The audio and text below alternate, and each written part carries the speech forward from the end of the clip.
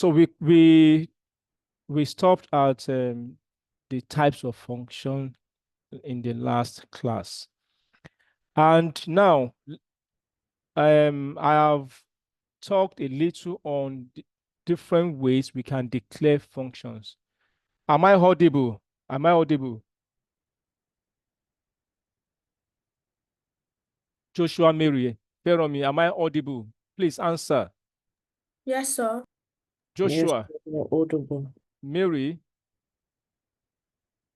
Mary, am I audible? Oh, Mary has gone to planet Mars. So now, I explained earlier that there are different ways you declare a function, right? You have the name function type just using the function. This is one way to declare a function using the function keyword. Another way, which we are already familiar with anyway, so I'm going to rush over this. Function expression, I've explained it some minutes back, right? So you assign your function to a variable, and this variable becomes the function. So most of the time we use anonymous type of function to declare a function using the function expression method. At the same time, we can also use the arrow function. Now, this is the arrow function, right? Yes, this arrow type of function, and we also assign it to a function variable, right? So you can see this is arrow type of function. So we can use arrow function, we can use anonymous function, right? We can use anonymous function, you can use a normal named function using the function keyword. So now here we treated the function constructor way back. That is why I'm rushing over this, because it should not be new to you. So now there is one that, oh, why did I move out that so fast? There is one that we did not treat. It's called the IFE, the immediately invoked functions. So I'm going to explain that tonight. If I go back to the code, oh, no, let me use the function, sorry, the online editor. But before then, let me quickly explain. Mary, my network is on your favor. Okay, favor, your network is stable, no problem. So now we know that we can declare function in this way. Function Joshua, who receives a name and height parameter, and the code block, and inside this, all the function Joshua is doing is to print his name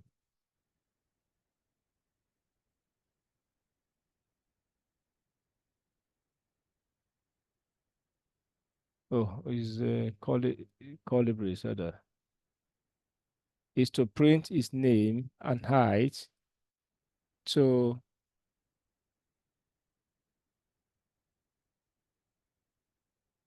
the screen. So this is the normal function. And for us to now use this function, we have to call it. You call it we call it with the operator, bracket operator, then we give it the name,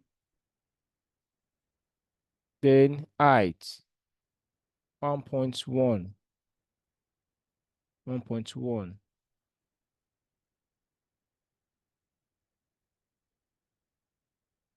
So we call it, and this will now be printed. Now, remember that if you do not call it, the function will just be lying there, doing nothing. Let's quickly practicalize that. Although we have done that so many times, but let's quickly write something down so that we can put function, Joshua, name, then height. So inside is console.log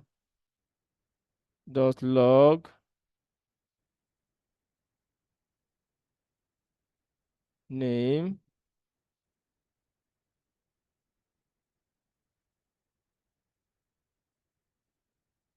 height.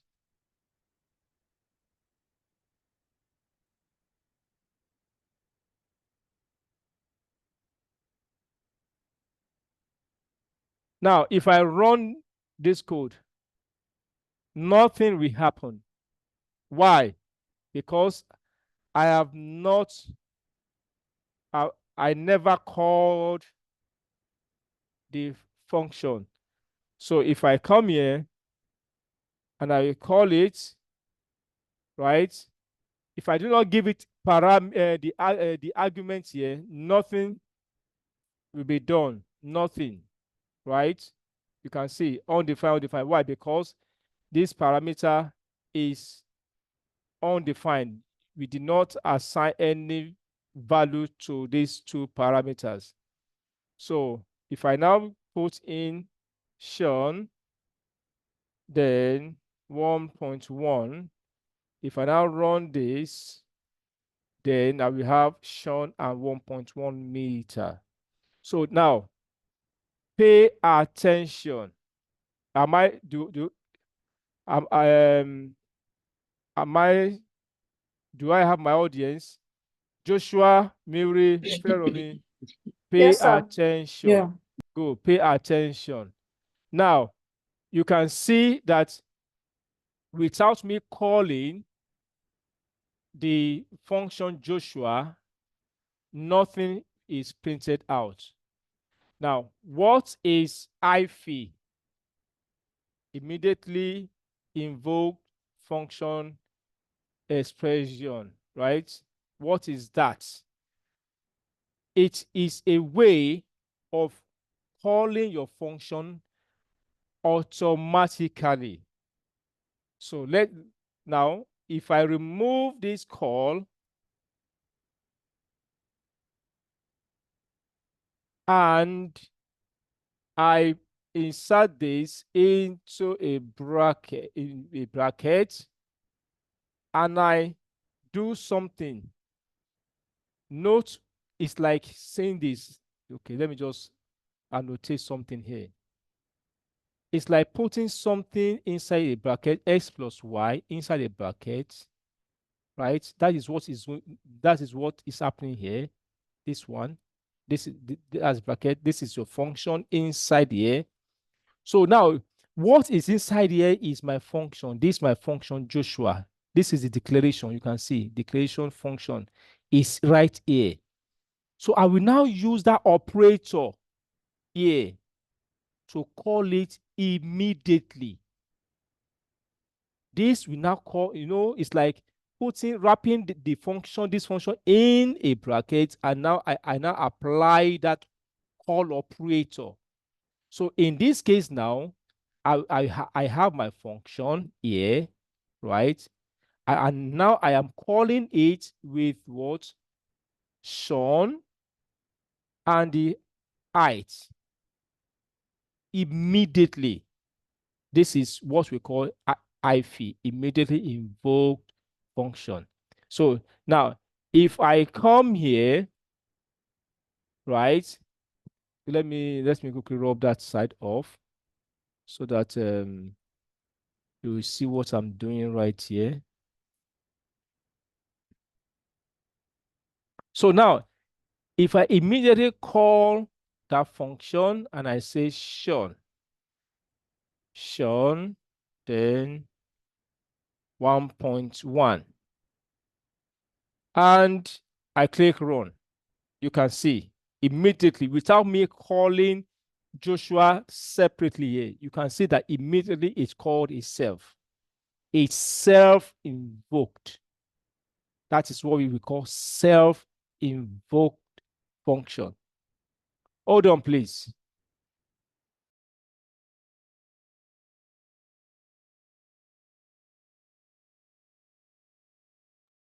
So, is there any question on this?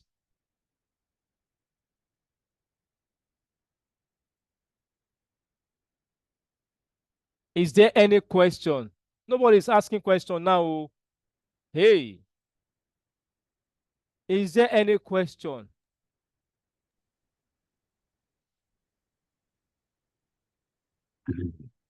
No. No question.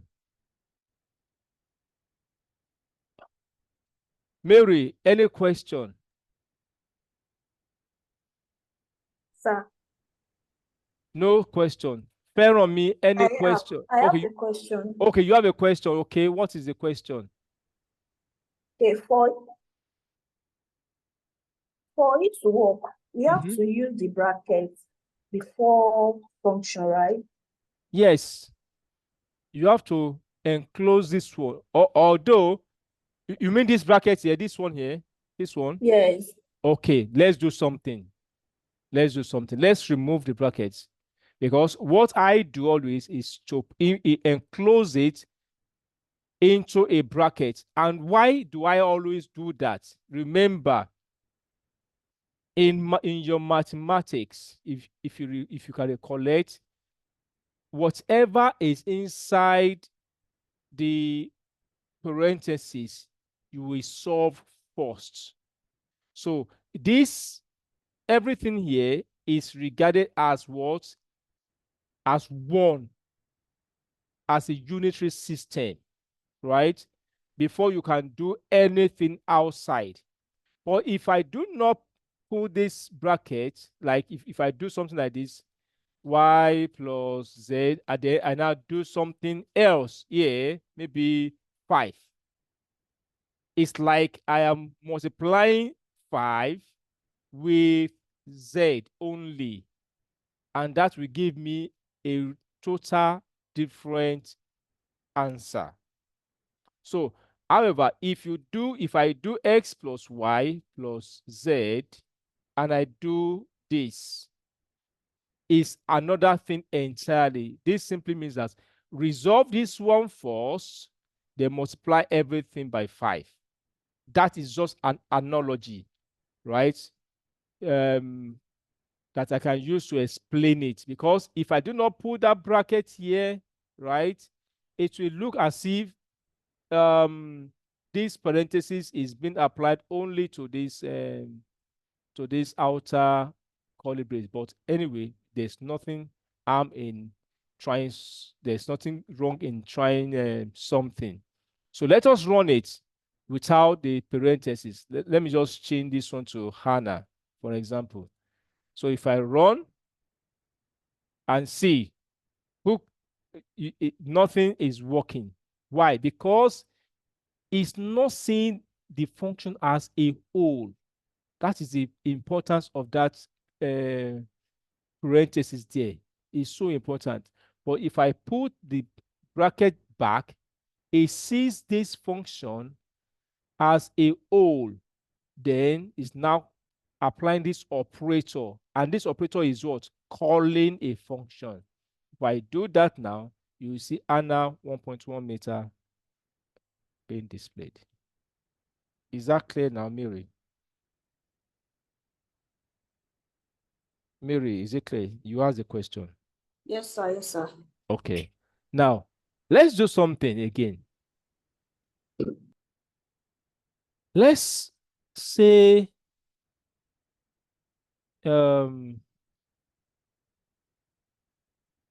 we assign this function expression to a variable called Josh, right?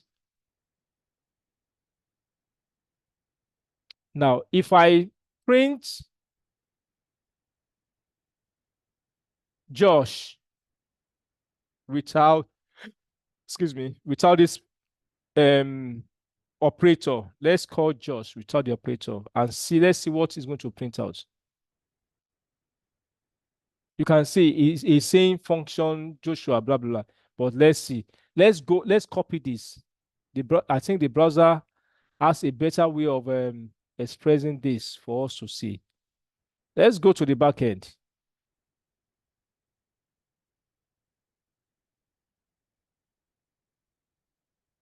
And Control Enter. Now you can see, look at, you can see that the function declaration is printed out to us, right? So what is happening is like you are assigning this declaration into this Josh. And that is the reason why the Josh is turned into a function itself. And for you to call it, you have to use the parentheses and give it what? The required argument 1.2. If I run this one now you will see that Anna 1.2 meter tall, right? So now, if I do this, right, can I do something like this? Can I do something like this? Let's try it.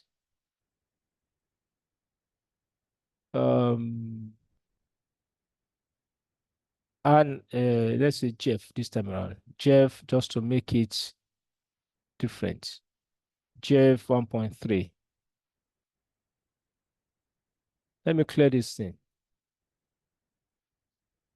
So run.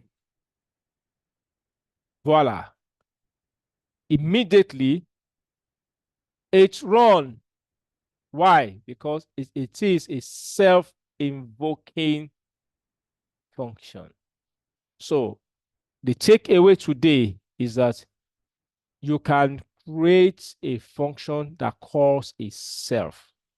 And you will find this applicable when we treat what we call the closures. Closure, function closure. What is time now? Is okay, we have 50 more minutes. Okay, go on. So let me go on then. So this is very important when we talk closures. Yes. So now let's move on to, we have treated parameters in the past, so there's no need for me to dwell. I'm just going through the function so that I will see what we missed in the other classes. I treated this named as a default parameter in the last class. Yes or no? Yes or no? Yes or no? Yes. Okay. So, and I also treated this rest parameter. Yes or no? Yes or no? We did. Only Joshua is speaking now. Mary is there. You are not answering. Feromi, you are not answering. Anyway, go back to the past recording. You will see it there. So now I have arguments. Yes. Now, what is this argument? Now, in any function you declare, there is a, should I say, argument parameter that is shipped along with the function declaration. What do I mean? Okay. Let's go and practicalize this. Let me just copy this out.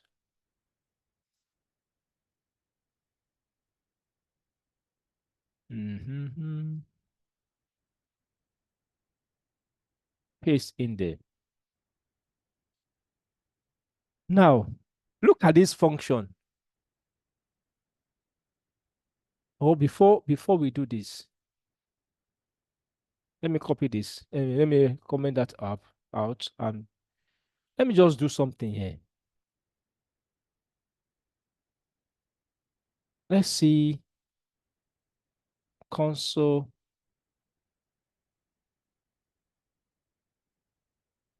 Will this one give me what I'm looking for? Arguments. Let me see. Sum. Let me just call the sum. So the sum will just log this argument. Now look at this.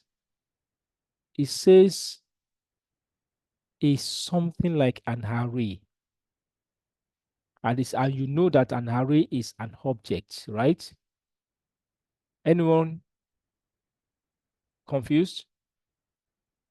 You know our array is an object. Is anyone confused about what I just said now? No, sir. Good. So now let me copy this and go to the browser. Let me see whether this will give me a different presentation. Now you can see, look at this argument. It is an array. If I expand it, right? Who is calling it? The sum is a callee, right? And it is an object. You can see it is an object. And this object, and because it is an object, it has access to all the properties and methods of what of an array and object. Now, why am I discussing this tonight? There are times that you want to do some addition and you don't even know the number of inputs you are looking at. For example, let's say I want to do addition and I say let sum equals 0 and I do something like this and I use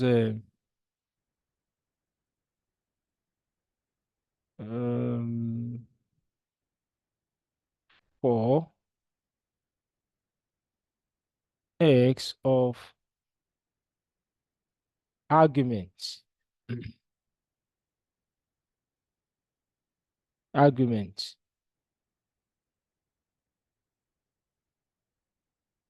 and I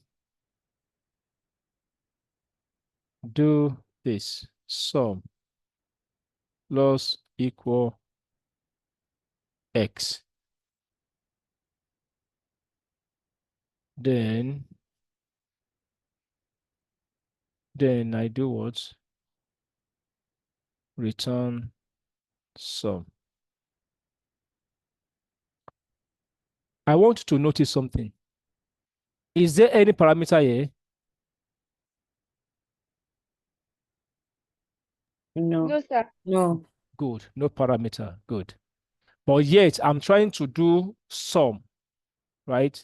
So now if I now call this sum and I say 2, 3, 4 and 5. So that if I had this would be this 10, 14. I should have 14. Let me clear this space here. Clear console, clear console. So let me now log it. Let me log. Oh, console. I thought I'm in Visual Studio. Console.log. let's run it. You can see 14 is returned. Now, this argument is inbuilt into any function you declare. You have access to it. So all the arguments you supply here is assigned to this array here. So, and you know that you can iterate through an array using the for of loop.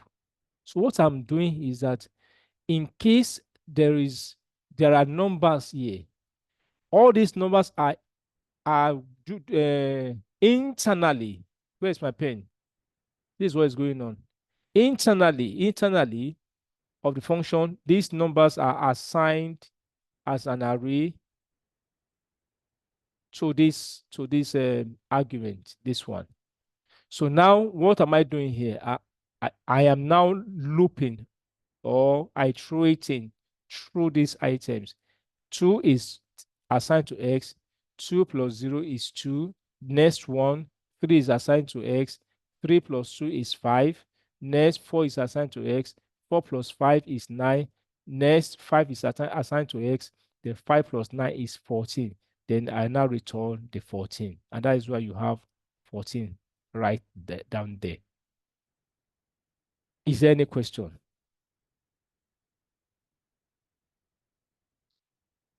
Is there any question? Okay, no question. Now, it is advisable before you do any operation, you test whether the argument is empty or not. It is very, very, very advisable, because now let's say I do not assign anything there and I run. Let's see. You can see 0 is returned, or you get it. So nothing is done. So it is better to always test, maybe something like if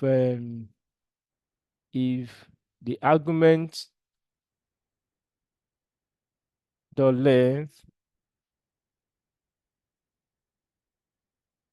is equal to 0, or is not equal to 0, rather, is not equal to 0, then at that point in time, you can do this. You can come inside here and loop through this. Else, if it is empty, then just do something that no data to work with. Console.log, no data to work with. Right.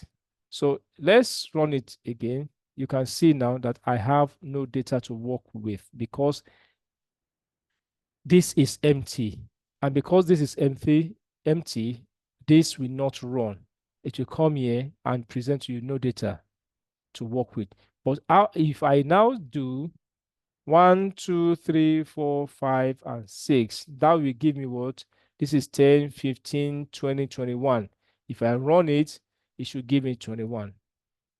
So you always test. If at all you want to use the argument property, you test it. Is it empty? Does it have data within it? If yes, then do something. If not, do otherwise, do another thing entirely. So that is the argument. You see here that it's an object, right? Okay, I was saying property, an object. So function before ECMAScript, this is ECMAScript 6. Function add access to arguments object. It is what? An array-like object that contains all the argument passed into the what? The function. However, it does not work with what? Arrow function. Please note that, right? And it's not a real array. it is not a real array. It's somewhat like an array. So we should not now go and be testing something like how do I call it? Some properties that actually belong to array on it on that on this object, right? So, but you can actually iterate as you can see here. You can iterate through that argument object. So that is the argument parameter for you. Now, parameter destructuring. Should I treat this one now or later? Let me see. Name parameter with object is, is still destructuring. Okay. I will come back to this. I don't want to do this now. This destructuring. I want to get to, although we treated objects, but I still want to talk some more about that object before I come to this. I'm thinking, hold on, please. I'm looking at, should I?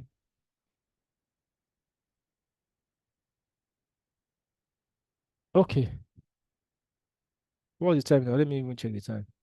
Oh, there's no time to go in. If I want to go into it now. Okay. We'll come back to the structuring later, right? So let's see others. Callback. Yes, let me quickly talk on this callback. Let me quickly talk on the callback.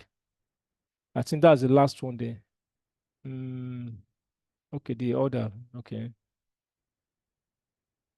We've talked on this one already. So callback function. What is a callback function? Now, all this while,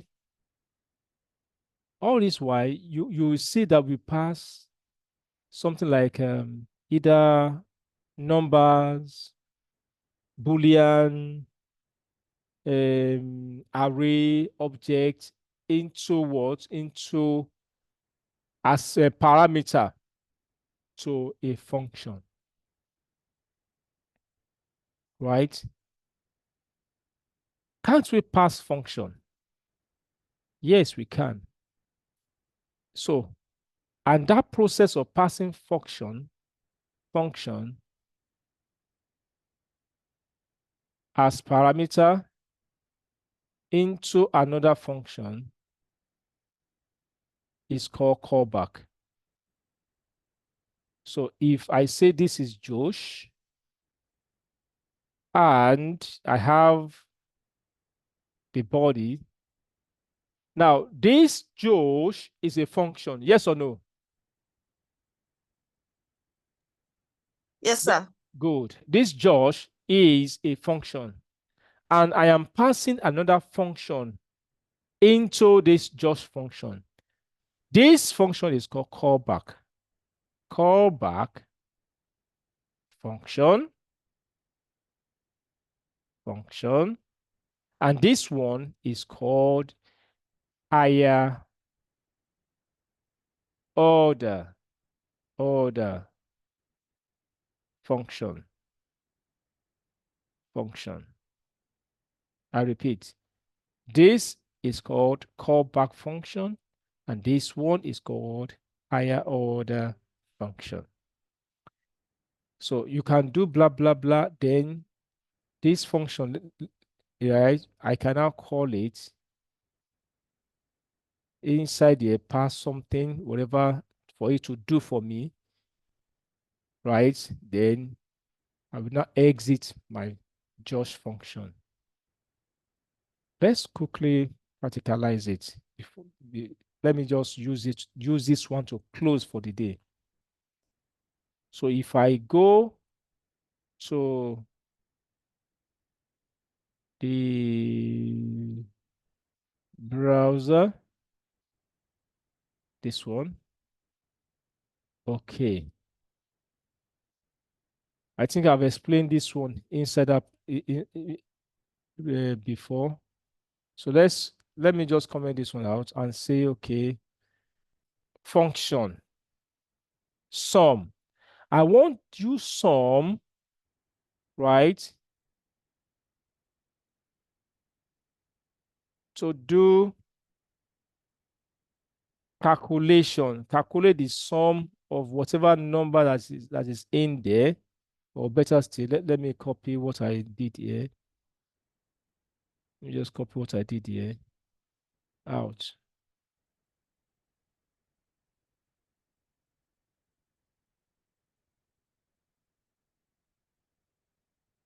Okay.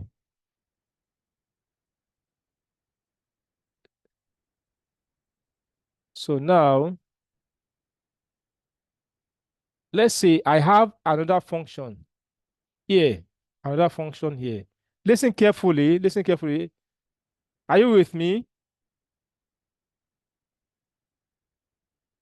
Hello? Yes, sir. Oh, good, Sir, good. You are with me. Good, good. I just need your attention.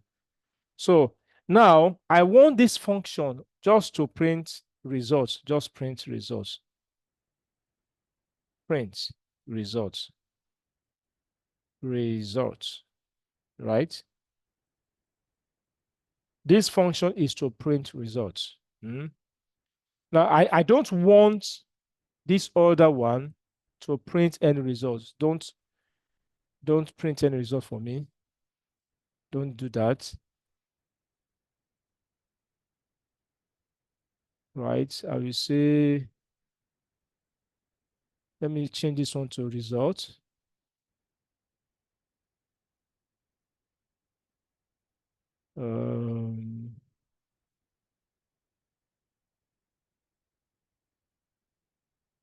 Yes, let me just say result. Or sum. Let me leave it as sum. No problem. Sum, leave it as sum. Sum or addition.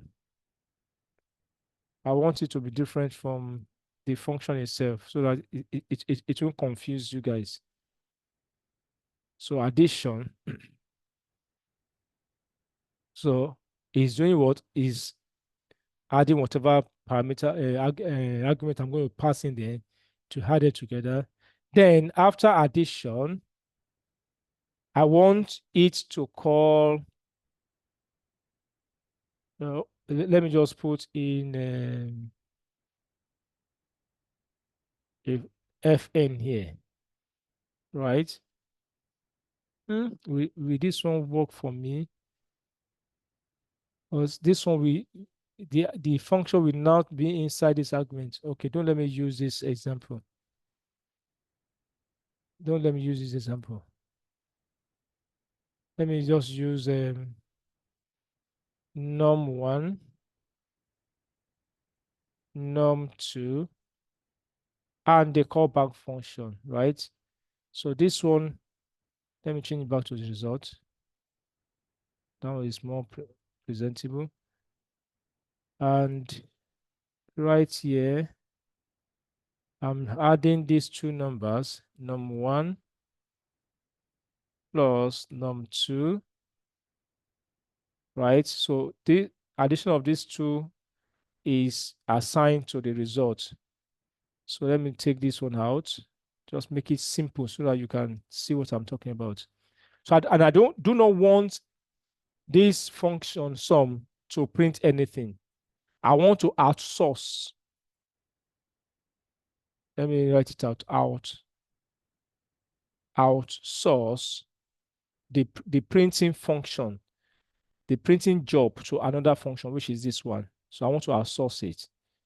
So I will come here. Since this is a callback function, here I will now do fn assign this result into this guy here, right? And that one will now print it out for me. So now remember that this is function declaration, this is another function declaration. If I run it, nothing will happen because I have not called any function, right? So I'm going to call this function sum now, right here. So sum, I will pass in 4 and 5, which is 9. Then I will pass this callback, this function there. Remember, this is a callback here. So I'm passing the name of the function. Remember, I'm not calling the function here. That is why there is no parenthesis in front. I am not calling it, right? I'm only passing this function as a parameter, which is a callback. So what happens is that when this function, some function is called, 4 and 5 will be added together, assigned to addition, and this addition will now be passed as what? As argument into this what? Into this function, right? And this one will now trigger and print out the results. If I run this now, I should have the result printed 9. That is what callback is doing, right? Callback is a function passed as argument into another function. And the function that is calling that callback function is called higher order function. Whereas this is callback function, this is higher order function. Is there any question before we close for tonight?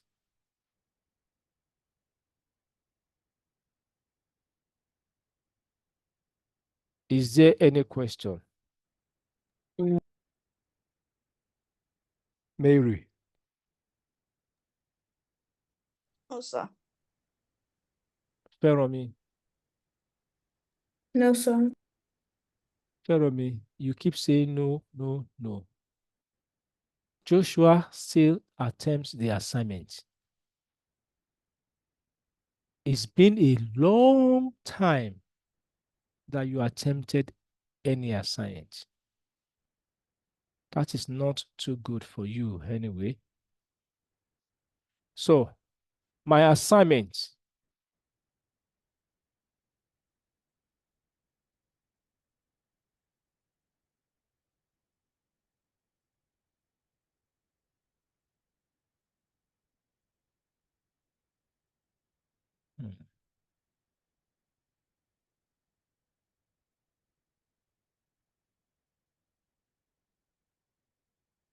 Let me pause the recording first. So you can, it is now recorded now.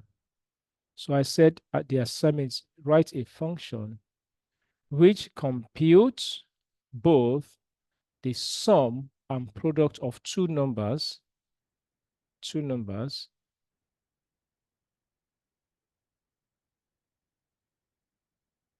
using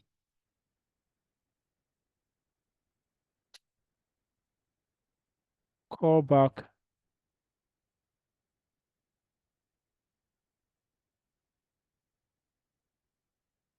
functions.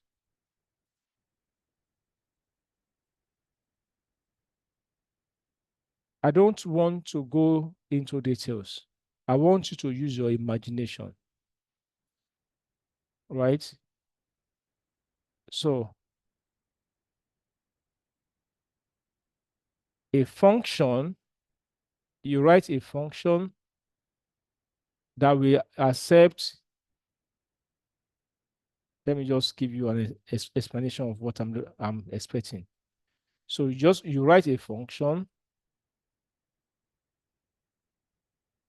blah, blah, blah, the name that will receive two numbers, num1, num2, then function 1, function 2. This callback.